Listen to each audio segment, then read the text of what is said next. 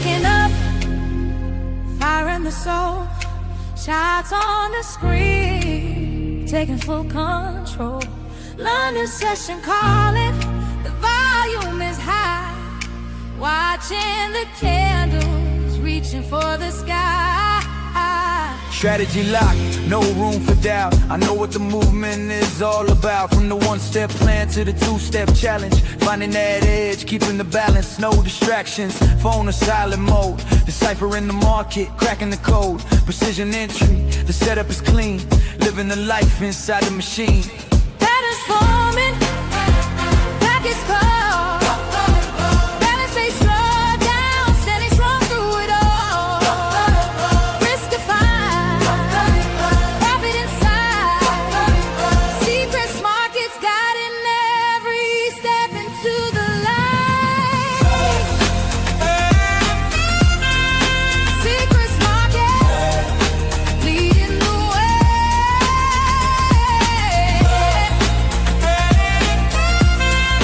Making the move every single day. Charts in the vision, strategies align with every trade. Our future is defined. Charts in the vision, strategies align with every trade.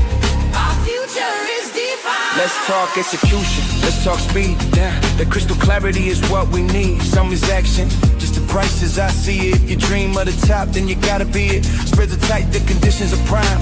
Scaling up the ladder, one trade at a time. Global access, yeah, we worldwide. We're the brokerage back firm, right by your side. It's not a gamble, it's a calculated risk. Reviewing the data, checking the list. Green on the screen, yeah, the feeling is grand. The power of the market in the palm of your hand. Master of the pulse, heart rate steady. When the window opens, I'm already ready. No revenge trading, no chasing the rat. Following the logic, the plan in my head. The market is a mirror, it shows who you are. Trading like a pro, reaching for a star. Seacrest is the vessel, the compass is true. Breaking every barrier, breaking on through. Discipline and patience, the tools of the trade. This is how a lasting legacy is made.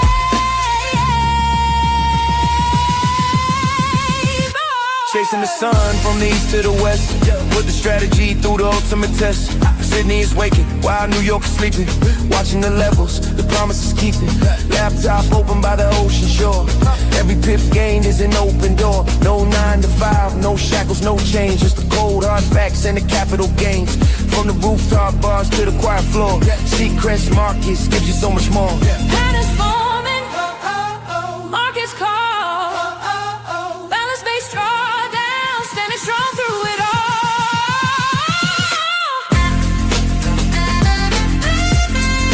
Seacrest Markets leading the way.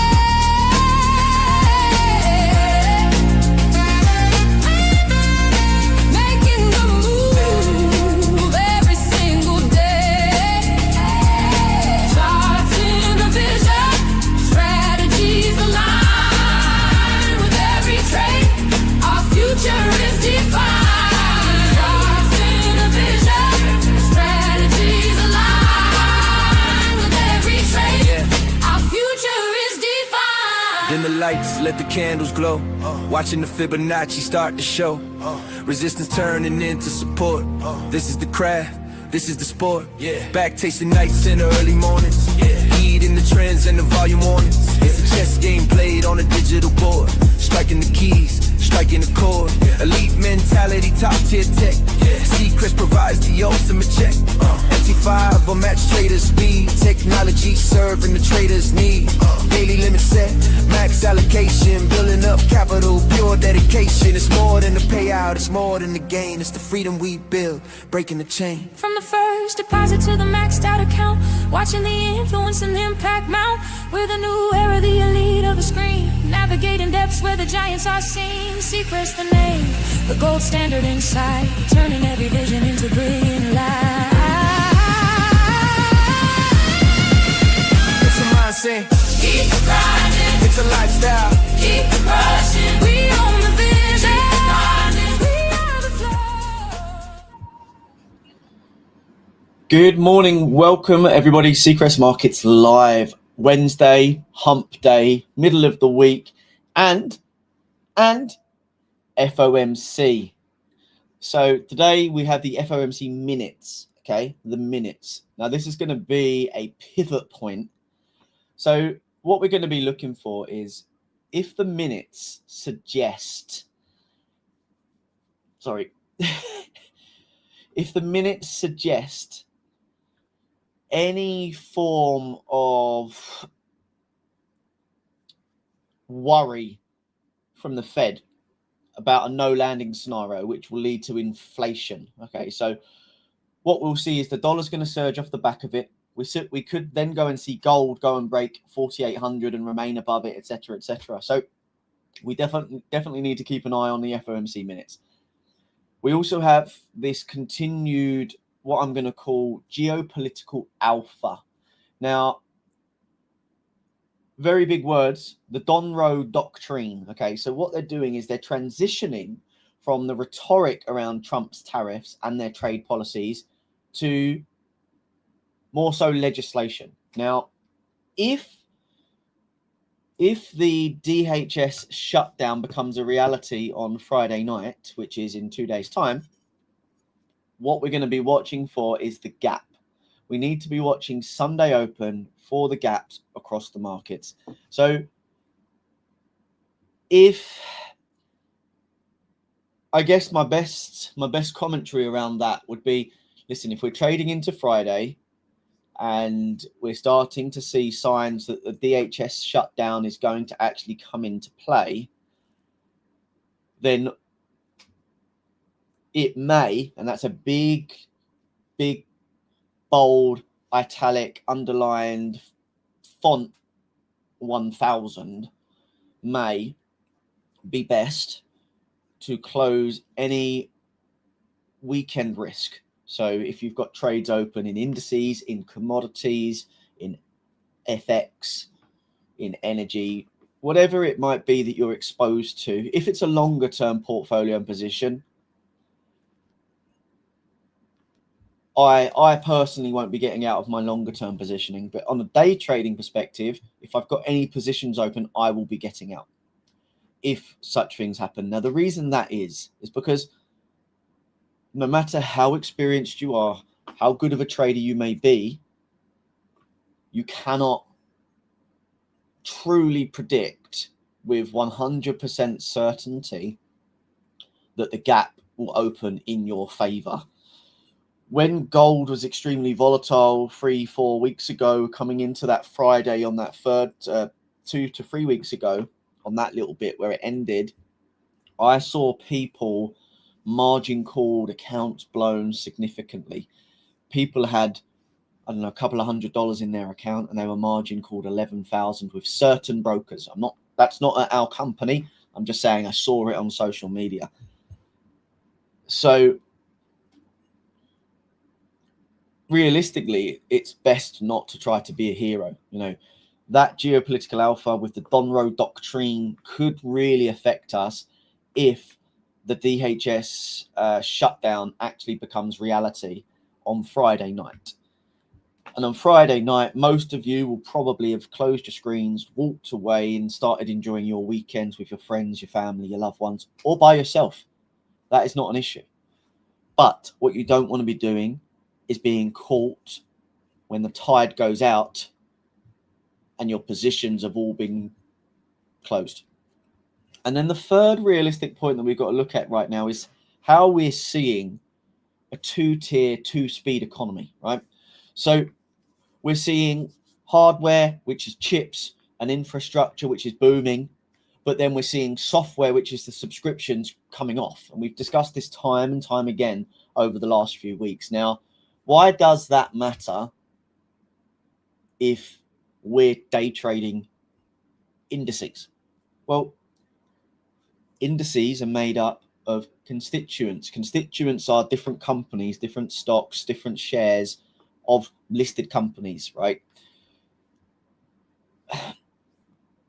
If, depending on the way the index is weighted, right?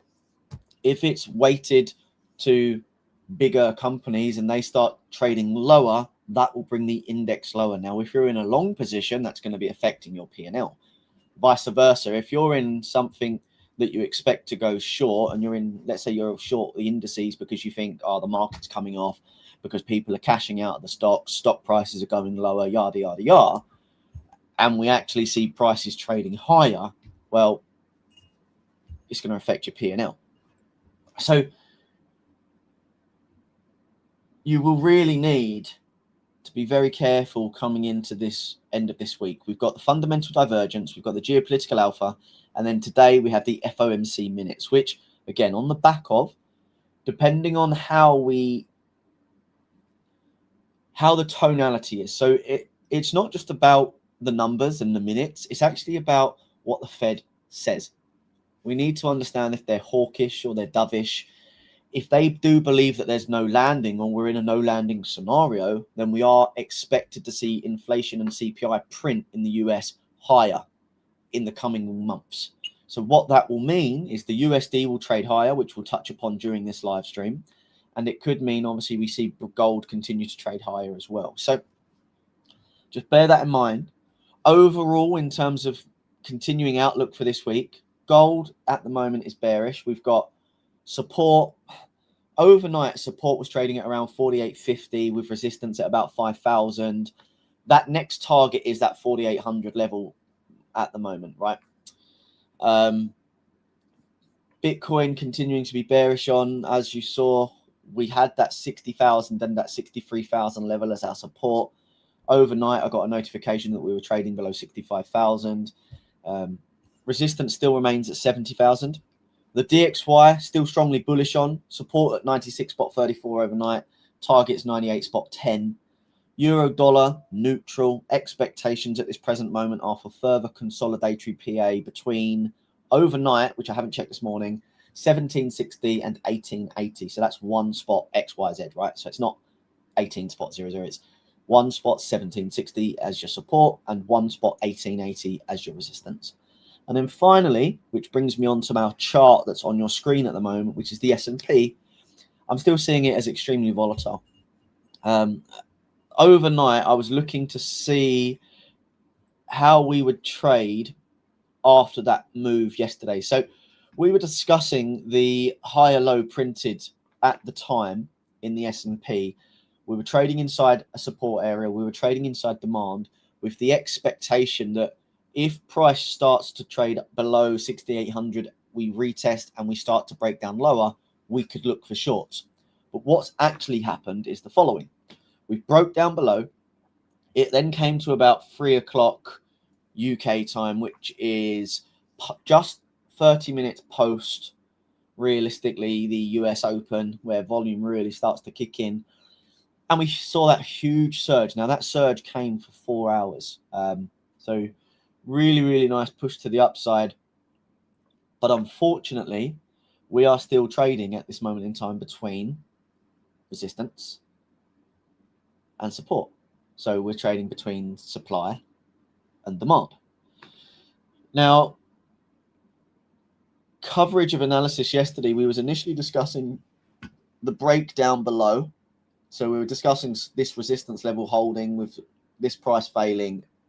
Then from there, we would need to see how price develops to the right-hand side. We couldn't make a call because we were so range-bound.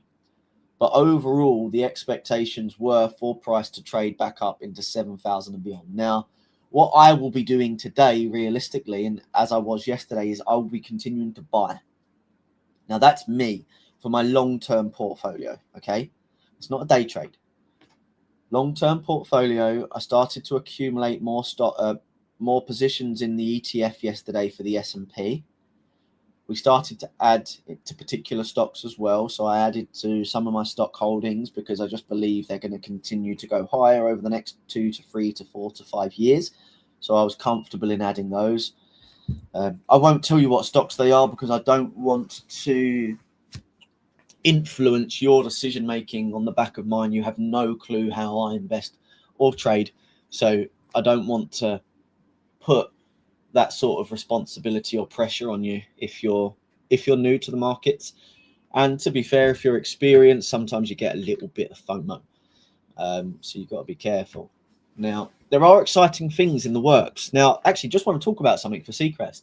So, yesterday, which you would have seen across social media, we have revamped after many, many months of work. So I started with our CRM team trying to revamp our registration login page in our client area. Now, it still needs work. Phase 1 of the relaunch has happened. We launched that yesterday. So we've got a new client area.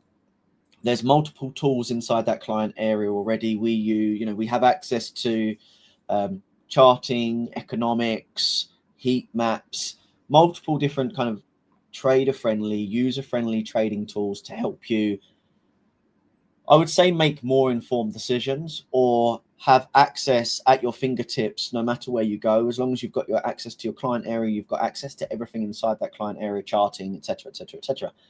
Of course, you can't execute directly from your client area. You would need to go into your MT5 platform, but still having that access will help. Having all of those tools at your fingertips, it will help. Now, it's a lot cleaner. The UI is much better. We're still, of course, going through it, tweaking it. We want to improve it even further. We want to make sure our branding is absolutely on point. So, of course, we're working on that stuff now, as well as making sure that our clients and our traders have the best user experience possible. And that is it. We want to make sure that our users and our traders and our clients have access to the best resources, the best tools, the best education, the best analysis.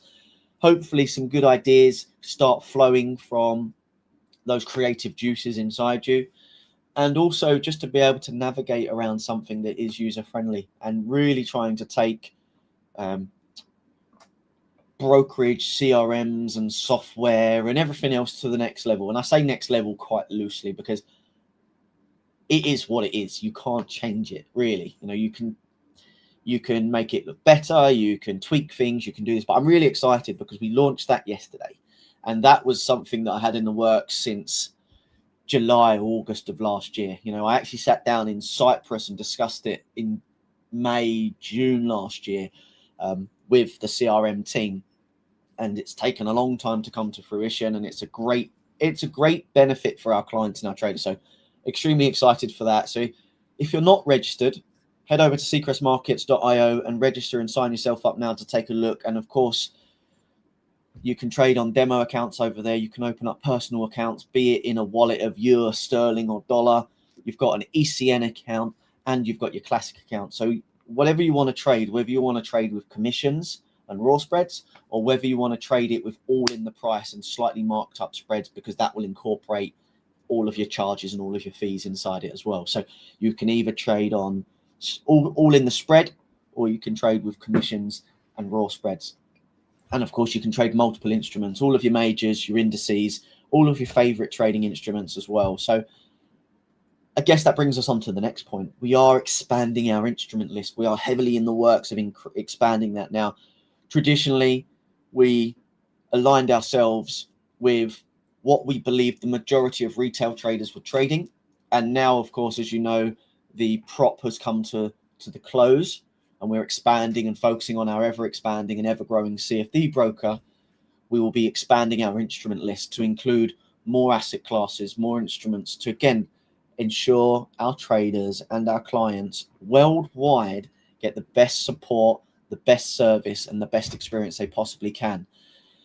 So that's my pitch. I'm not going to keep doing it, right? Pretty soft, but I was just excited to share with you the updates on our client area, because it's important that you know that we're not stopping. We're continuing to drive technological advancements, trying to make sure that we continue to deliver for you. So without further ado, let me get back to the charts because I took a bit of a tangent. Now, when it comes to the S&P 500, my expectations now are that we're going to continue trading into that 7,000 level. The more that level gets tested, realistically, whilst people say the stronger it becomes, it actually becomes weaker. It's a big psychological number, that 7,000 level. At the moment, we have that lower higher supply sitting at around that 69.50, trading into about 69.70 at this moment, right? That's the extreme of a weak leg. Now, the reason that's weak is because we failed to take out inherently that structure in that area to the left, which is this one. And we've discussed this time and time again. And I removed that drawing on my chart yesterday during the live stream. But sitting at around 67.20, that low originally was our week low. Now, bearing in mind we're trading in a range, and as some of you will know, I know that Sloth_Buddha is here. He will know what I'm referring to. When you're trading inside a range, you're trading inside realistically. If it's equidistant, we're creating lower highs, or we're trading in a range and we're creating equal highs and equal lows. Both of those extremes are weak. We've got weak highs and we've got weak lows, right? So what we're doing at the moment is we're trying to identify and exploit intraday trading opportunities between those range highs. So we will be looking at trading at the extremes.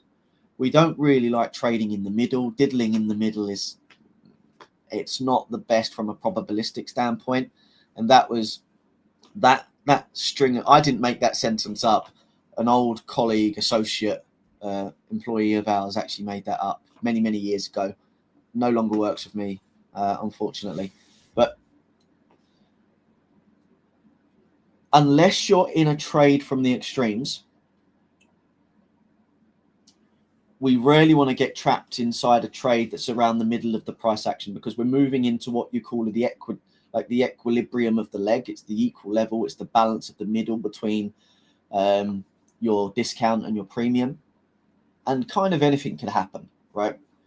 But if you're in a trade, you can scale into that trade, because of course you've got your risk factors. Everything else is kind of there. If you're long and it's up, you can kind of draw on that P&L. So if it does lose, actually you're only reducing some of your open P&L, etc., etc., etc. But when price trades into this kind of supply level now, for me, if I'm honest, I don't think this level is going to hold.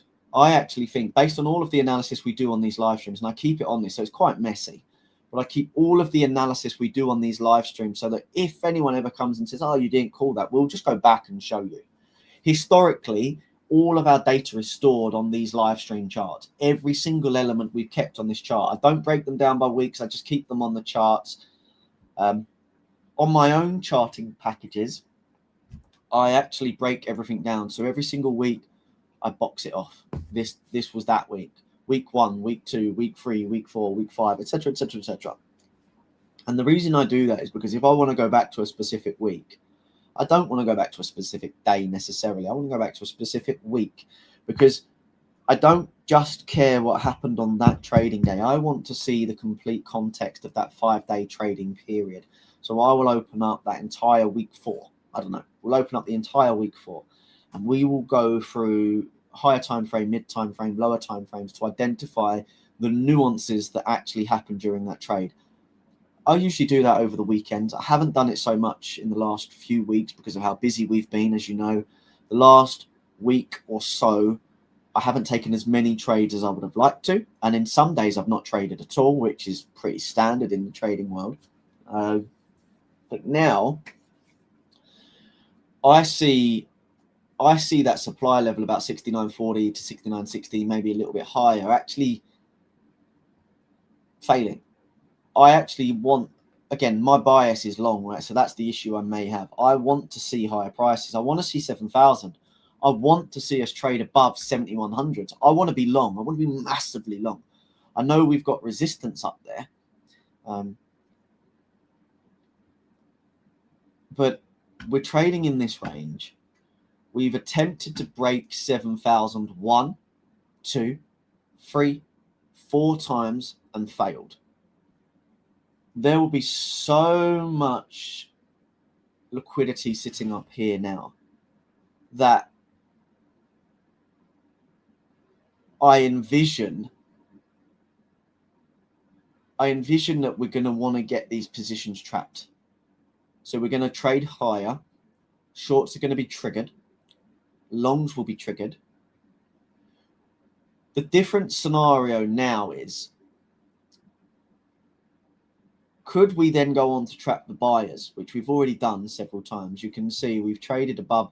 Every time this is trading in and around here, buyers are going to be stepping in. Some will be looking to front run that level. Now, the reason they'll be looking to front run a level, yes, volume is massive in the markets, right? it trades billions and trillions a day, depending on the instrument you're trading in. However, when you're building big positions in the markets, you can't just hit your entire position at the number you want to hit. You have to feed your way in. You have to ease your way in, bid it up, let it come off, bid it up, bid it up, bid it up, let it come off, bid it up, let it come off. And the other scenario is when you're so big. Now, I learned this from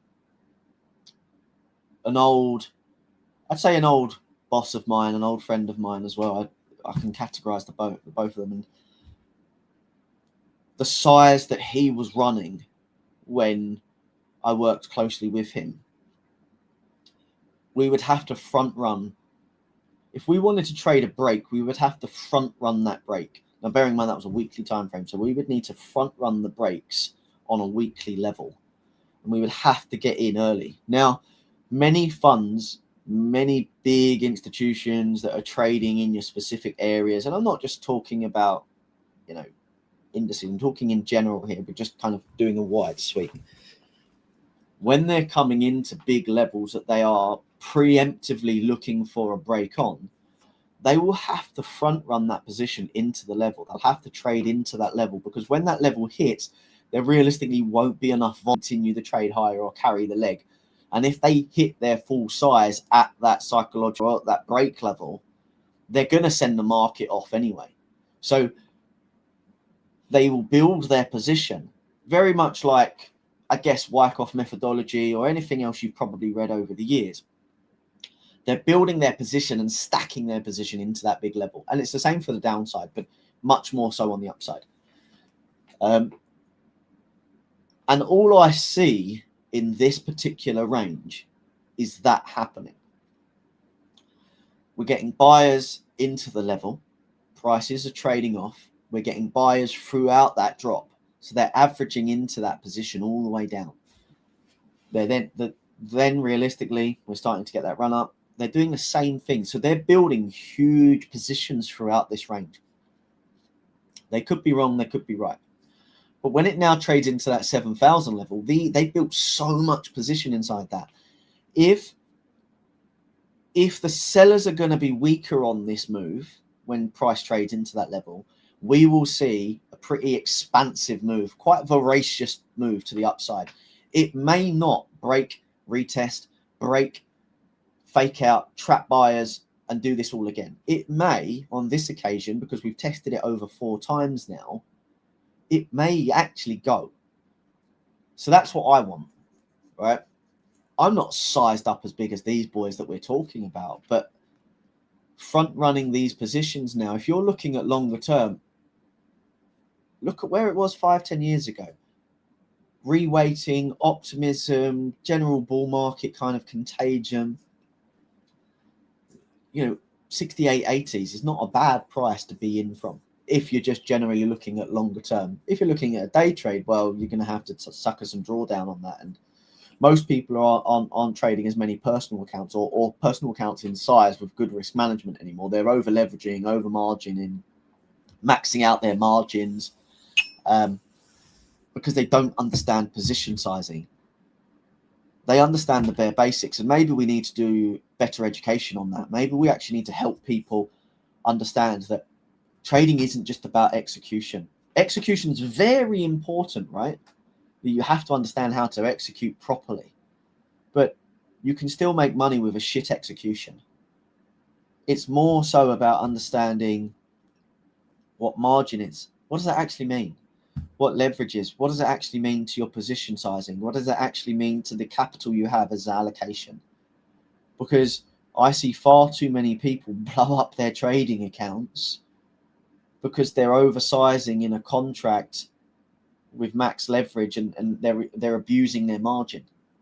And unfortunately, depending on certain brokers, if you've got negative balance protection in place, if you've got 80-20 margin ratios, that's offshore, right? If you've got FCA, usually it's about 50% on margin now, or SISEC, even ASEC, since ESMA in 2017. But maybe we need to do education on that. I know there's some great communities out there. I was part of one for many years, and I'm still very much in existence of it, but I don't oversee it day to day. There's two incredible guys that continue to remain leading that. But I genuinely now see, unless this level holds at about 69.50, 69.60, bear in mind this is the 5th attempt. If we get up there, you know, we're only 119 or so points away from it. This could be the move that we've been waiting for, which I'm excited for. But let me stop talking my own book, because I don't want to induce you into a trade. This is for educational, entertainment purposes only. This is not for trade ideas, signals, or execution, nor is it advice. So that's hopefully given you a bit of an oversight into how the markets are positioning, how bigger players are actually positioning themselves in the markets. You know, this shouldn't scare you, this move to the downside, right? When you actually come out onto the weekly and see what we've done, this move is nothing at the moment, right? Look at this. Similar move, similar move, similar move, similar, right? Yeah, okay, we're rounding off now, right? We're starting to see a little bit of a rounded top, and we've seen rounded tops, drops, rounded tops, drops.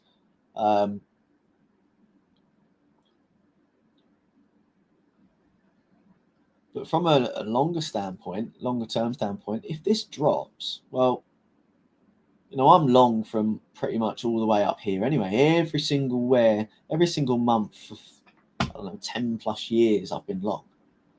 And I added all the way up over the months, because obviously you add monthly realistically. You can add a little bit here and now. So are my daughters. My daughters are long. Now, of course, it doesn't, you know, it matters if it pulls back. Could it pull back to 5,600, which is where I've got a significant level? Maybe. But we're not going to concern ourselves until the market confirms itself. And when it confirms itself, we'll see the contagion across the markets. Sell-offs will exacerbate and aggressively continue to the downside. I think ye not worry about something until we start to get confirmation, because if you trade without confirmations and without confluences that are aligned, you're just trading something because you're trading it. That's it. There's no logic to it. Oh, I'm trading it because I think price could go higher. Oh, I'm trading it because I think price could go lower. There's no confirmations on a day trade perspective. There's no confluences. You need to get your confirmations in line to ensure that your probability is actually there. And it doesn't matter necessarily. The focus isn't necessarily on how good your Sharpe ratio is, how good your risk to reward is, how your risk of ruin metrics are, blah, blah, blah, blah. But it is important. You have to understand those numbers for your edge and your methodology to pan out over the time, right? But what's mainly important is being a little bit more patient, a little bit more disciplined, making money from your trades rather than just getting in something and trying to be. People try to make too much percent in a single trading day, single trading week, single trading month. If you can average, if you can be a little bit more professional and a little bit more patient, and you can average 2 to 6% a month, right? 2% being the minimum, right? And what I mean by that is not the minimum of what's acceptable, but the minimum of, if you can make 2% a month, that's 24% a year on compounded.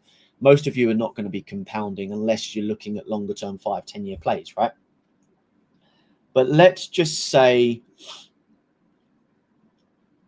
you've got a lovely job, or a job, doesn't matter. Your job could be lovely no matter what it is. That's subjective. Let's say you have a full-time job or full-time career. Trading alongside that job, making 2% a month and building a portfolio and a position so that in 5, 10, whatever many years you want to, let's say 5, right? let's say 2 years is realistically your minimum track record you want to be able to go to approach, I don't know, a proper prop desk, right? A proper prop desk. We're not talking your digital props where you pay to play.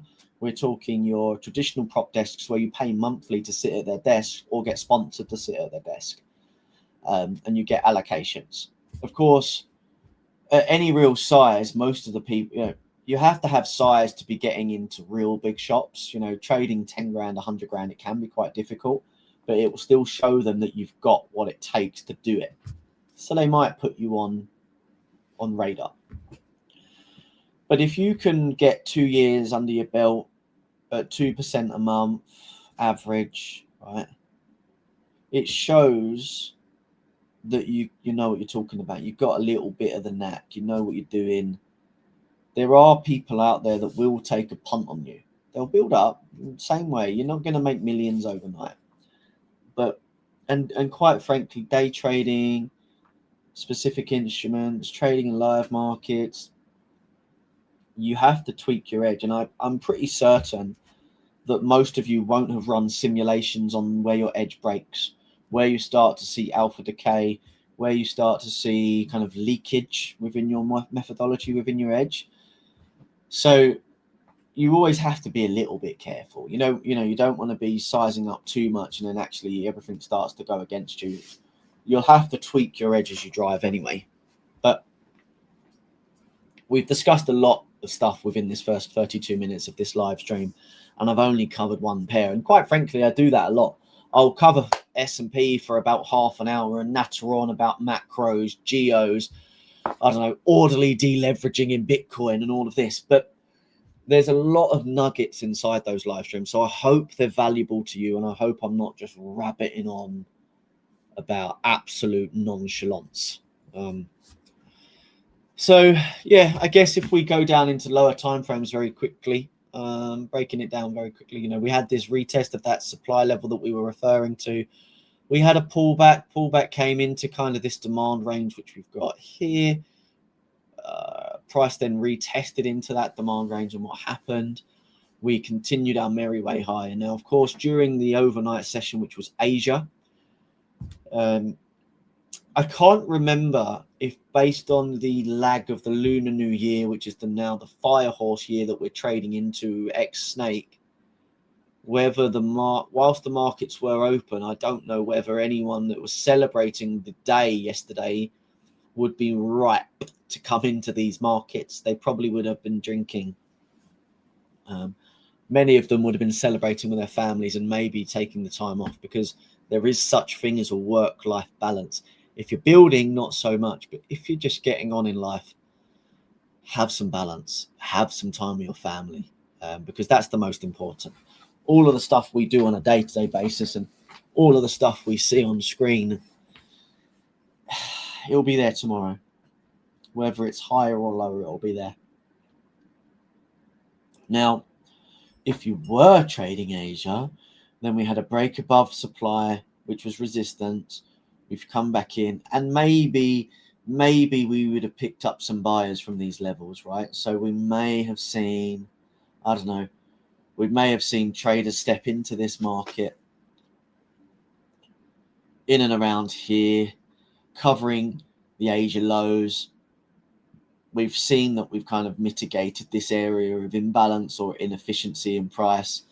And then we realistically look for what we're looking for. Are you looking for 1-to-1? Are you looking for 1.5? Are you looking for 2? There's multiple opportunities in this long. Now, managing this position is pretty easy. You could run a trailing stop if you do so wish to. You could have a fixed RR of 1 to 1.5, 2. You can make a good living off of 1-to-1 and a 1 to 1.5. So whilst we've all traded your 1-to-10s, your 1-to-20s, your 1-to-30s, maybe 1-to-100s in terms of risk reward ratios, your strike rate will continue to deplete and decrease. And you do become more of a sniper in a day trading perspective, or you do become more of a crocodile in terms of if you're day trading. because you're waiting for your next meal, you're patient, etc., etc. But with the way digital props are, you have to adapt, you have to evolve. If you really want to kind of keep your funding alight and you don't want to take hits on your trading as much, and you just want to be looking for your base hits daily, a couple of plus alpha base hits, you have to kind of tweak your edge. And I know certain communities are now tweaking their edge. They followed what we did in 2020s. Now they're following what we do in 2026, 2025, 2024, and they'll continue to do so. But I'm pretty much isolated away from all of that because of the way I trade. So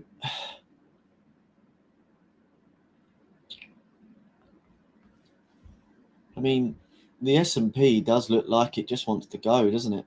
I mean, we've traded above these highs now, so there is an expectation that we'll get a pullback. I'm not seeing anything at the moment. There's no right-hand side structure to develop. I'd expect us to get pullback before we trade higher. And that pullback could be in any way, shape, or form. It could be like this into something like that. It could just be a range. We could actually build something to the right and then go. And again, how you want to class that pattern, whether it's a wedge, a flag, an accumulation pattern, however you want to consider it. But right now, I would say that the majority of the volume has come into the market. We're now waiting for the US markets to trade up. And from there, we'll start to see maybe development out on that. So, yeah, price right now to me, correctively up to the upside, but I want to see a pullback really if I was looking for any longs. So let's take a look at the DXY. Again, we're looking at the DXY from a how does it affect euro dollar, okay? So if we're bullish the DXY, we're going to be neutral to bearish the euro dollar, okay? So yesterday we were referring to that expansive move to the upside, and we were expecting price to contain bullish inside that, and then we were looking to see how price traded out of it. So bullish move, massive move to the upside. And actually what happened is we broke out, supply failed. We then came back and respected that demand, which is obviously an area of support. We then traded outside of this. We corrected. We had a bullish flag. We then traded above that. We didn't get any retest on that level. We only got an expansive move to the upside, bullish engulfing candle. And I mean, that was at 7 a.m. this morning. So a really nice move to the upside. We can obviously look at that quite cleanly because we're on the M15. Tuesday was pretty much as we said. Like when we were discussing the move, which was, wow. Well, we were discussing this yesterday.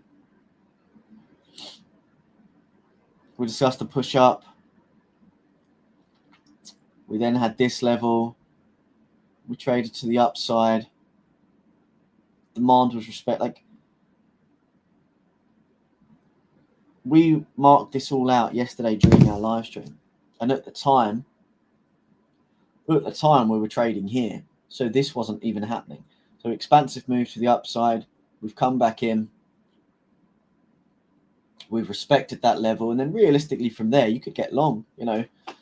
There's an ample opportunities to be long inside this leg yesterday. We would have held that. With us, with CFD brokers, you can hold your position overnight, so there's no reason to close out. If you're on futures, you've got to close out, but that's not too much of an issue if you're a day trader. But if you do fancy holding your position overnight, then with us, you just got to factor in your rollovers and maybe some expansive spreads because, of course, you're moving into more illiquid periods. But you would have been okay on this move. You've got the push up, the bullish flag, continuation to the upside. Maybe on your lower time frames you could have added, but I doubt it. Not really.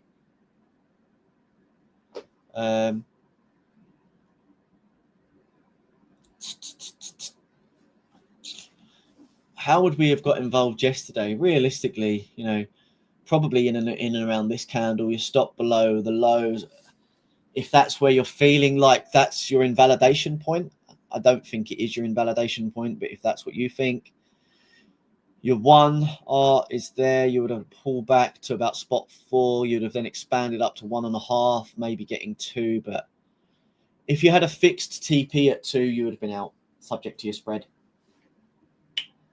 However, being a prick for a tick, you would never have hit that, because you would have been looking at it going, oh, my TP's not there. Can I squeeze more out of this? So your greed and your money fallacy would have been creeping in from behavioral finances, your behavioral finance mindset. So, I mean, again, 1 to 5 hit, right, whatever. So let's say you had 2R. You wouldn't, if you didn't have a fixed TP at 2R, you wouldn't have been out of this trade. You'd still be in it. Now, looking how this candle looks, you're going to get out of it in a minute anyway if spreads are good. So does it matter that you didn't get out? You're probably thinking, shit, I should have taken that, because now you're worried that supply is going to hold and demand's going to fail. And actually this descending trend line that failed earlier, which was a fake move, is actually going to be respected. So then you're going to start thinking, oh, damn, okay, is this level going to hold? And we're going to start trading it down. And actually I should have taken the 2R. Shit, what shall I do? And then you start talking to the trading gods, and the trading gods are saying, please just get back to 2R and I'll close out of this position. Oh, get back to 1.5R and I'll close out of the position.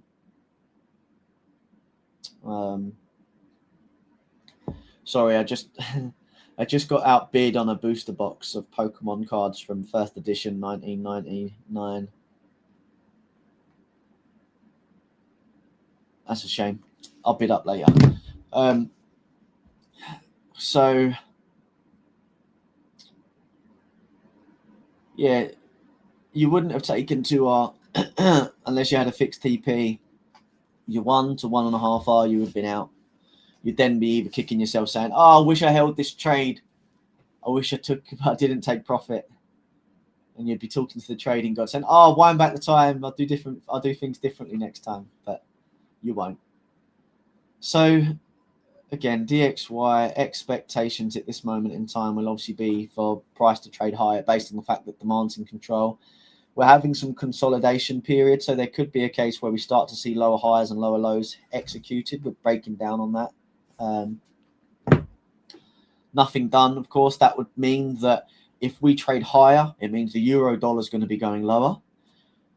If we trade lower, it means the euro is going to be trading higher. So again, that's how you're going to be getting your exposure to the DXY.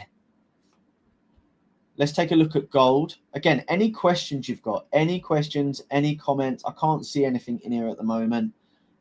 There's a good few of you turning up, which I'm really appreciative. So thank you very much, all of you, for your support.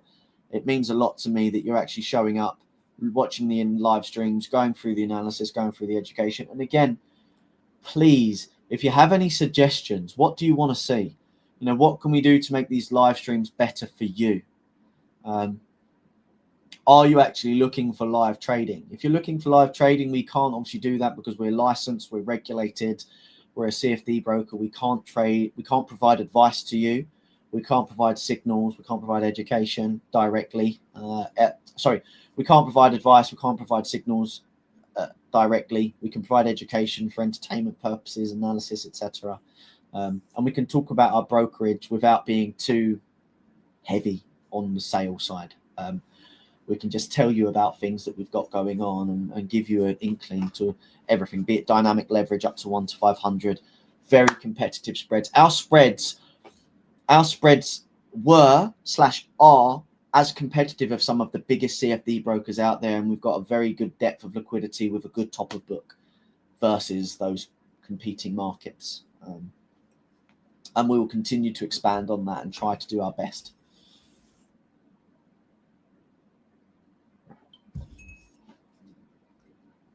So M30 doesn't show no different. If anything, it shows what I just said. You know, we're starting to break down. We've had a change in character. We've taken what was attempt of a high.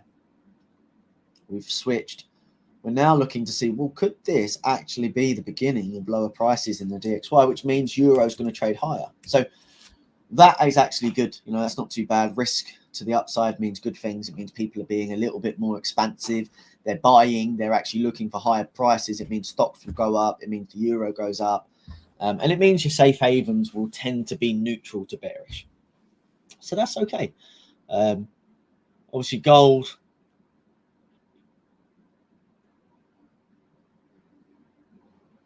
Gold looks range bound. I mean, on this 30-minute, you've got this range here that we're looking at. I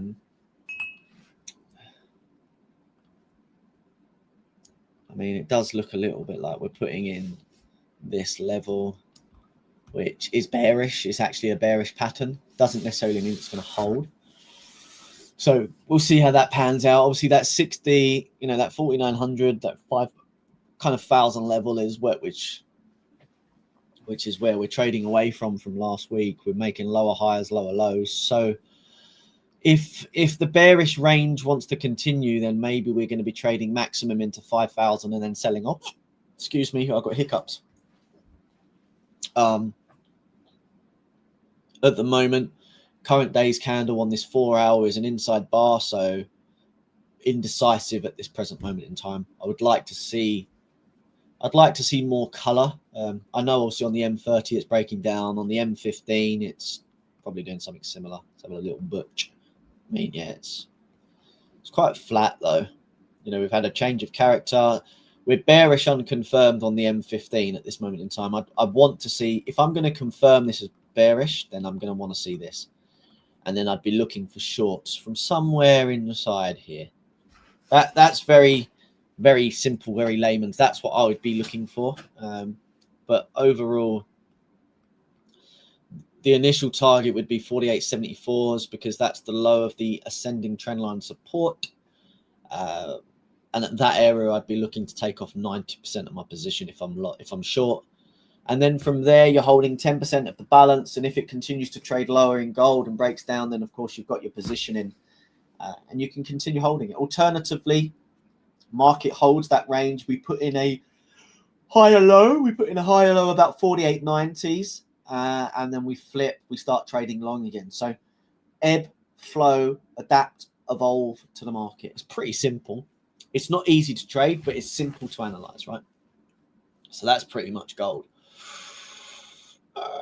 Silver's going to be doing the same thing, you know, trading at the ratio base points. Let's take a look at Bitcoin. We've got about 12 minutes, and I'm pretty much going to wrap that up very quickly. So if you've got questions, if you've got comments, however silly you may feel they are, however irrelevant you may feel they are, or however scared you are, just shoot your shot. Send the message, send the question, send the query. It helps us. It helps me. It gives me a better time on stream. I am vividly excited to be with you every single day and break down the markets, but it is much more enjoyable when there's interaction, when there's two-way, three-way, four-way communication. It's much better than me just spaffing off information. All right, so I mean, if you've been with us on these live streams from day one, we have broken down pretty much this entire move here. We were looking at shorts from here. If this level held, if this level failed, then held, we were looking for shorts. And I know many people that off of the back of the analysis went away and built off their own edge and built off their own ideas and generated their own trades and made some significant amounts of money on this move down. Significant indeed. Again, we broke this down all the way down, and now we're doing the same thing. So we broke these intricate moves down. We're very much inside an ascending pattern, right? We're in a nice ascending triangle. It hasn't quite, I don't like it. You know, the bottom leg of this, I don't really think it's vanilla. It's not esoteric. It's not the cleanest. But you can see that we're trading in an ascending triangle pattern. Now, this is at the bottom of a range. Traditionally, it would be like this, right? We have this, and then we continue to the downside. However, I think we could do this. This is how I see it. It's not going to be as expansive to the upside as I've drawn there, but that's an over-exaggeration of what I see happening. And that could come in many forms. You know, it could actually come in like this, and then we get that expansive move to the upside. Obviously, if we continue just to trade out like this, there will then that ascending triangle that I've just mentioned is invalidated and it's void. So it's not actually a pattern that we can trade from. We'd actually see the expansion.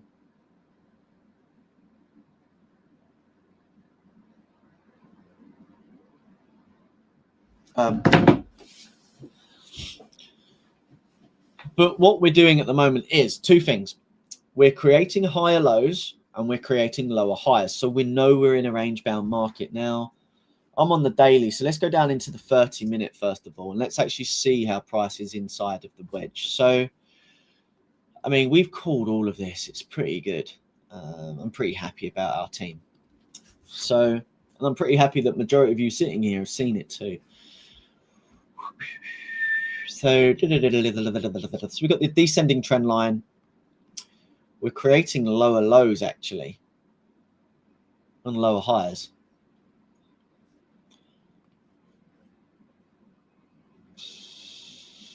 So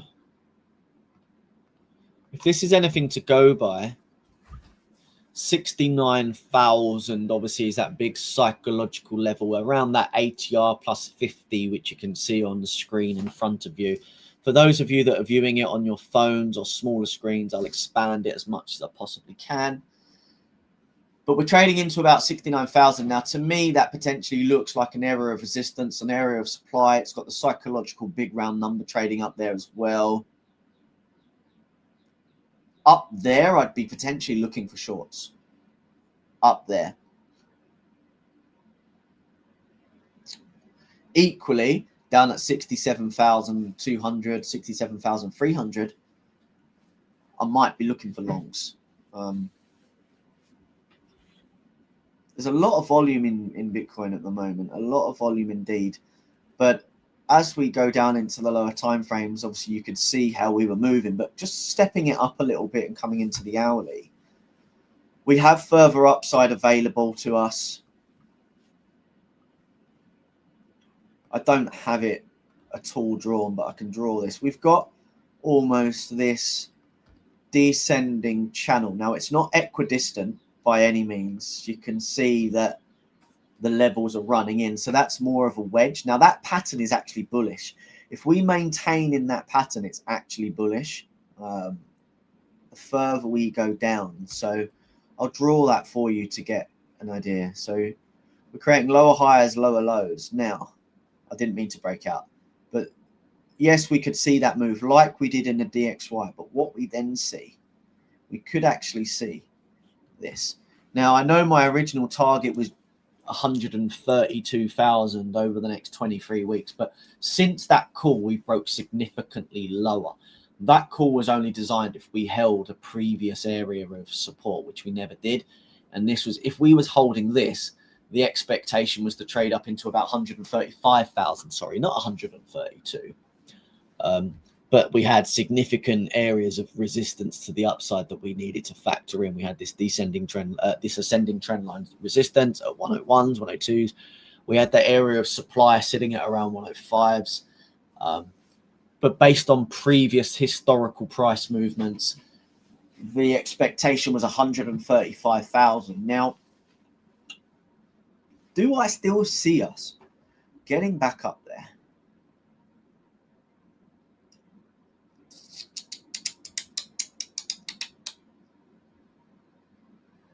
I mean, I must have forecast this on live stream, but I can't remember. You know, we've had bigger breakdowns and trades up.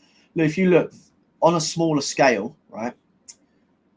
Push to the downside, flag, continuation, range, reaction, bullet bearish flag to the downside, continuation. Then we started to correct.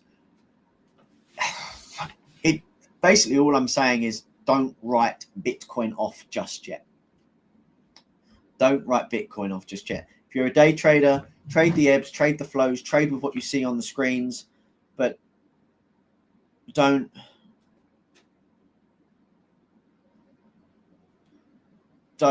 write it off too soon.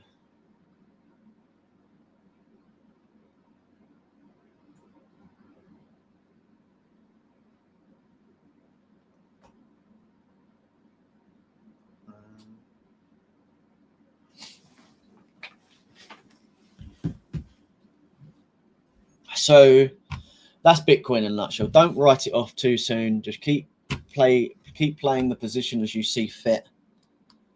But let the market play its hand. I mean, I don't like the way this pattern is showing up on the lower time frames, but again, lower time frame, lower weighting, not as much respect is held on those levels as per higher time frames.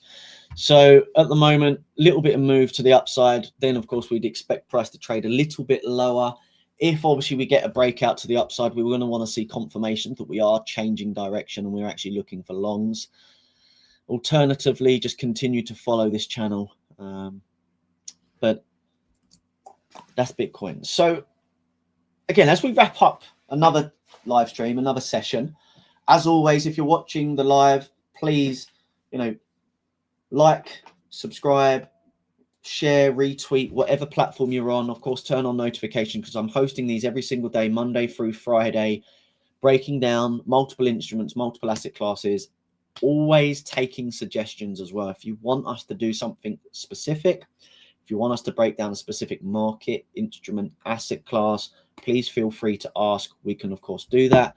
If you want us to focus or specifically discuss any macroeconomics, any fundamentals that kind of encompass inside that, maybe even expanding out into micros, if you've got any kind of queries or area conversational topics that you want, please feel free to request those.